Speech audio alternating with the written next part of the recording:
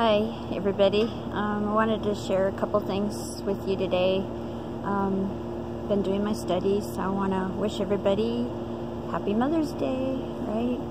It's a good day. I've been getting a lot of people responding and giving me some good advice as to what would be,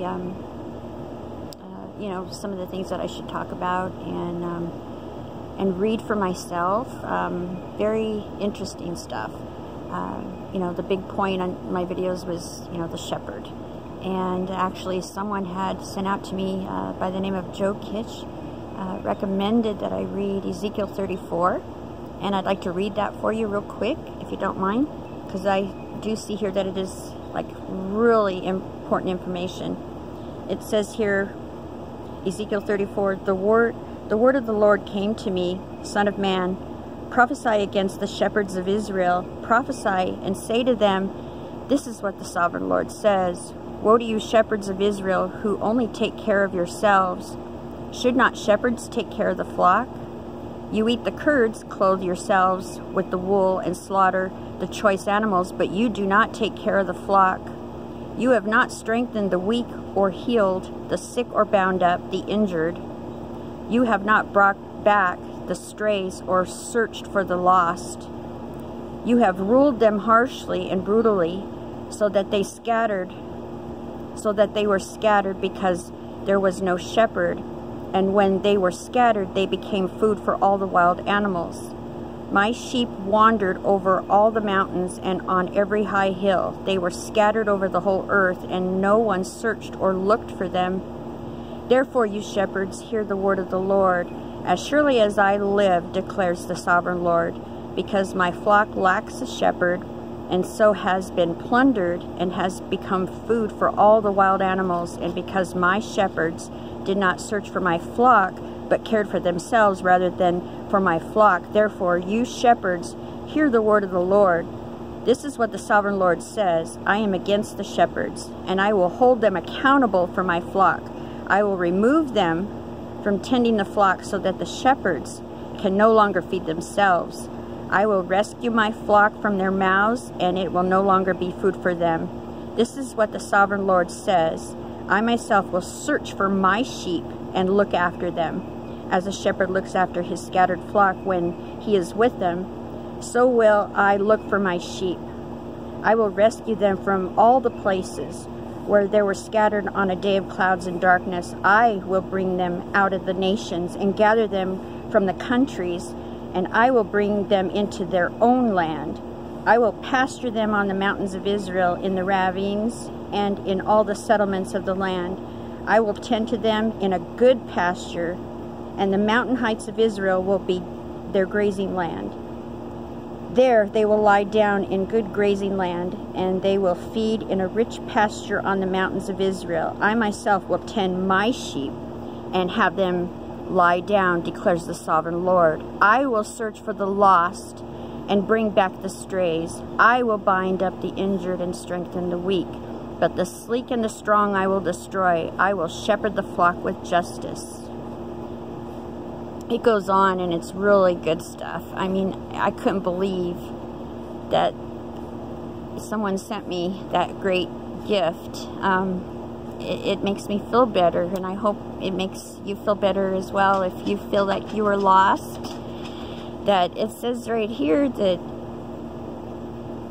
He's going to gather us. He's gathering us, and that's the good thing. Thank you. Thank you for sharing that with me. It means so much. It really put gives me a comfort to know that it's written.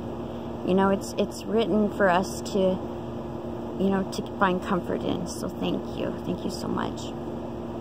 On a side note, I said I would share some of my personal life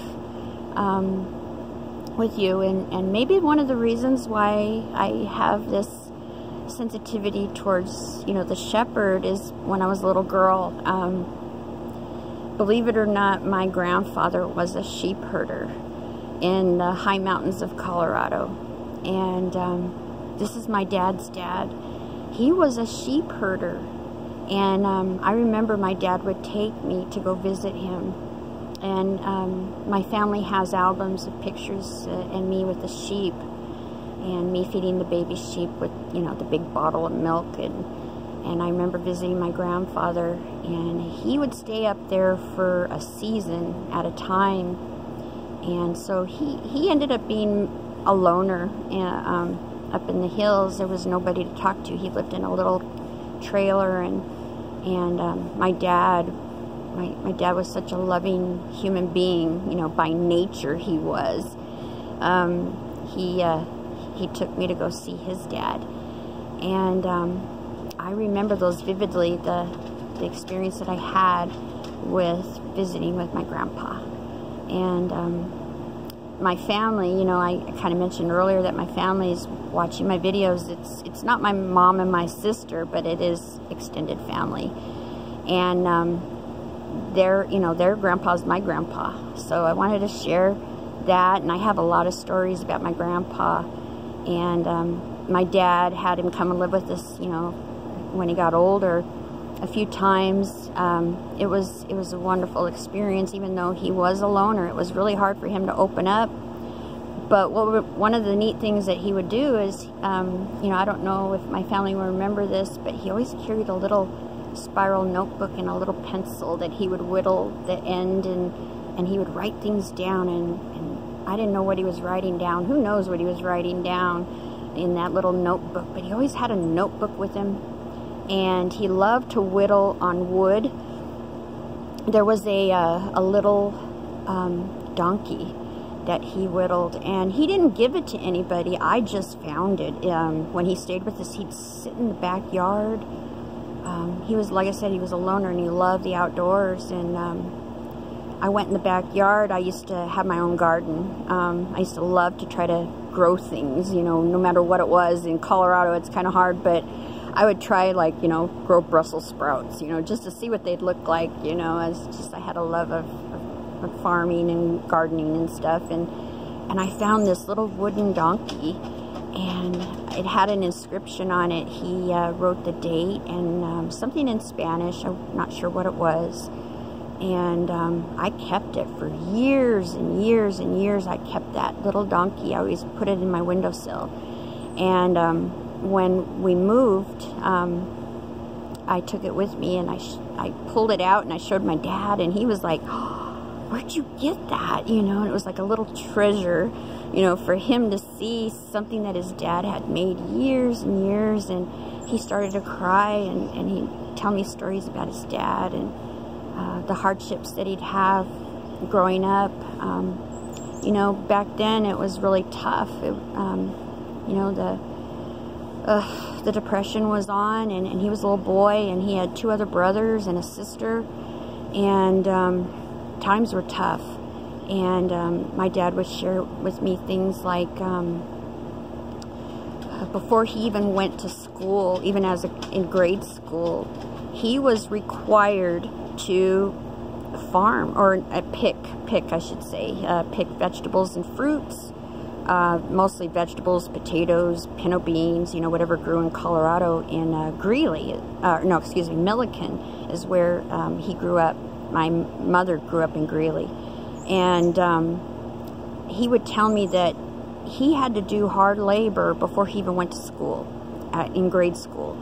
And he was so poor that he would eat refried beans, or, you know, beans, and they used to take them in little round buckets. And he was ashamed to eat his beans with his schoolmates. So he would go on the playground and eat his beans and pretend, you know, basically that, you know, they weren't as, I guess, you know, kind of be alone so that they wouldn't, you know, tease him. And these are the stories that my dad shared with me about how the hardships were growing up. And with those stories that my dad told me, I just loved the fact that he would share things like that with me. And, you know, it was tough, but my dad wasn't perfect. He wasn't a perfect man, but I loved him dearly. I loved him so much.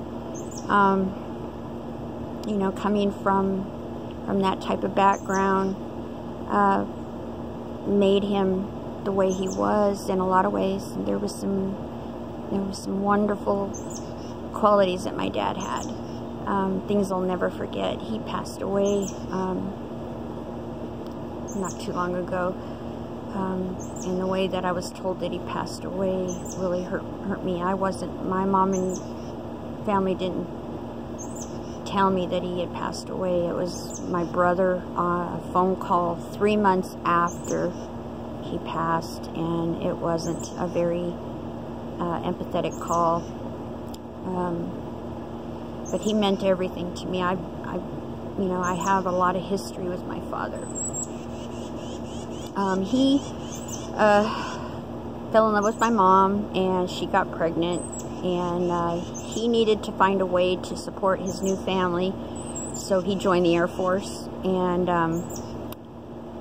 we were stationed in Biloxi, Mississippi, Keesler Air Force Base. That's where I was born, and he went off to Vietnam, and I was left alone with my mother growing up as a little girl in Biloxi, Mississippi during the middle of the Civil Rights Movement.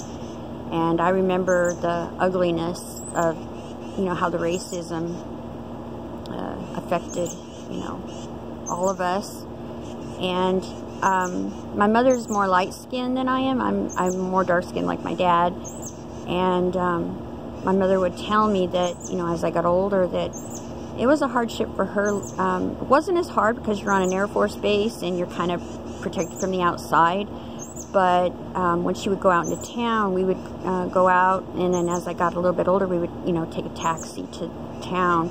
And I visually remember, I have visual memories of walking on the sidewalk, and black people had to get off the sidewalk so you could pass on the sidewalk. And that's an ugly time in history where we weren't considered equal. But I was also impacted by that because I was more dark-skinned, and people would come up to my mother and say, "Oh, what a cute little girl you have. When did you adopt her?" And my mother would just fly off the handle. "She's not adopted," because I was just so dark like my dad. But me and my mom, we lived together alone. We just had each other until my dad came back from Vietnam, and then we went to Austin, Texas. My sister was born there, and we lived there, and I also suffered a lot of racism. I remember being in grade school, and people were little kids in your classroom would have that hate in their eyes, and you could see it. You could see the hate that they had learned, and I didn't understand it, and now I know. I've always known what it feels like to be discriminated against. After that experience, went to school there a little while, and then we moved to Fort Collins, and that's where my brother was born. And that made up our whole family. And there was some tough times in Fort Collins, but that's when my mother got contacted by Jehovah's Witnesses. Someone came to our door, and she listened to them, and then she had Mormons come over, and then she had them both in front of her talking about the Bible, and she was more impressed with what Jehovah's Witnesses had to say. So she started studying, and so we started studying in Fort Collins, and I was about 8 years old at the time, and I was told we're not going to celebrate anymore, and I took it okay. I didn't have a hard time with that. I was used to change and being different, so that was not a big thing. I remember the last Christmas I ever spent, I got a bike for Christmas, and that was the end of that. But it didn't impact me like a lot of people say it impacts them. And then we moved to Greeley, and we lost touch with the Jehovah's Witnesses. And when we moved there was a little boy that wanted to be friends with me. I was little, and he was little, and his name was Timothy. I remember that. And for some reason, because I always naturally loved God, right? And And I brought up Jehovah, and the little boy looked at me, he goes, "Oh, you know Jehovah?" And I said, "Yeah, I know Jehovah." And he runs to his mom, and he says, come with me, come with me. And he took me to his mom, and he said, "Mom, she knows Jehovah." And that was the beginning of that, where we got reconnected with Jehovah's Witnesses, and his mom and my mom became good friends, and we got back into the religion. It was a great time. You know, one thing I want to bring up is that there were some really great things that happened to me being a Jehovah's Witness. Blessings, you know, wonderful things. And then, you know, when, you know, now that I'm out, I kind of think, well, how can I discount all the wonderful blessings, you know, that I've experienced as a Jehovah's Witness? I know Jehovah has done things for me. I know that. I know that he's actually, when I needed him, he was there. And he did things for me. And I'll go on and I'll tell you more about, you know, the things that I know came from my God. And, you know, what I decided or came to a conclusion is, you know what? It was my God that was with me at that time. It had nothing to do with the religion. And all those blessings that I got, those were blessings from my God. And no one can take those away from me, even though I'm not part of the religion and I'm not part of that faith, you know, that faith or that belief. No one can take those blessings from me and the signs that God gave me. And you're going to notice that when I talk about God, I say my God and my Jesus. There's a reason for that. And I'll explain that in another video. I'd rather say that than Jehovah. But Jehovah, when I'm on my channel, I want to connect with Jehovah's Witnesses and my experience as a Jehovah's Witness. And I'll be using Jehovah a lot, the name Jehovah. But, you know, I did more research and I have feelings about who my God is and who my Jesus is. And I'll share that. But those are, you know, a few things I want to talk about. I'm going to go on more maybe about my life. But those are just like, you know, the real, you know, beginnings of my experience, you know, becoming a Jehovah's Witness. And I hope you're having a great Sunday, and God bless you. Bye.